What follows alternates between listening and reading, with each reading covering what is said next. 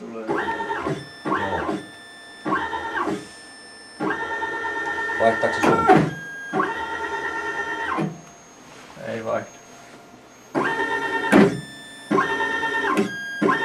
Pyörii vaan toisinpäin. Niin. Pyörii vaan toisinpäin. Katsotaan, menikö tuo.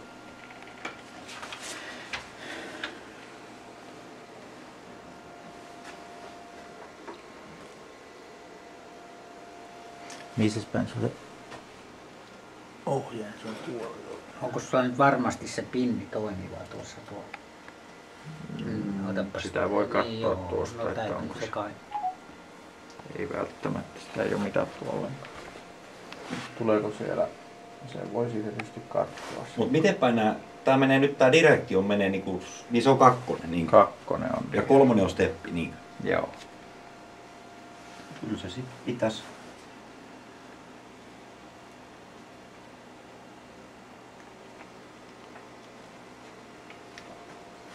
No. Siinä se on. Aivan. Se on siinä, kato, oli nyt. Se ei käy tolla tavalla. Joo, ei. Ja nyt sä sitten Mä otin tosta kondensaattorin, kato, huomasin, että tuolla on plussa. Joo. Niin, siis eihän tätä näin saa tehdä. Periaatteessa pitäisi alkaa aina ulkoisella 5 voltilla. Silloin se optoerotus on aito. Joo, nyt se ei ole aito. Ei, se ei tulee siinä. tavallaan sieltä takaa. Joo. Eli tää otetaan samasta virtapiiristä. Joo.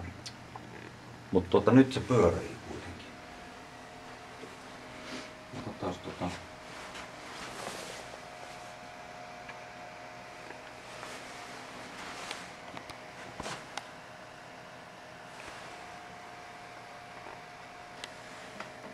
pyöritään niinku jatkuvasti.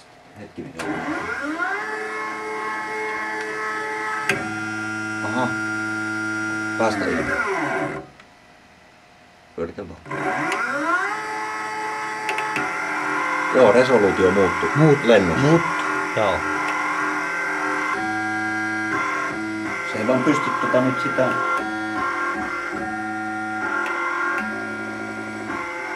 Oliko siinä sellainen rampitusongelma kyllä sitten käytännössä? Joo, ei se pysy mukaan sitten. Joo, se pitäisi pieni tauko kai olla siellä.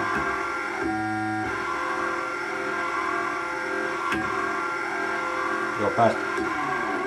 Se voi olla, että se ei... Kyllä, steppi 3, direktion 2. No, 1 ja 1 molemmissa tuolla. Näyttää sun äkkiä. Mikä päällekkäin? No.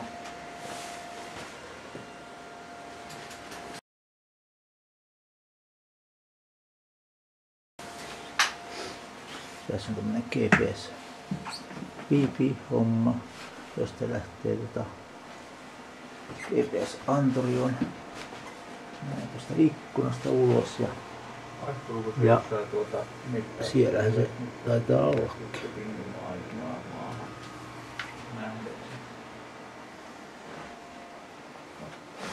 Ja pistetään tästä ohjelmaa vähän päälle.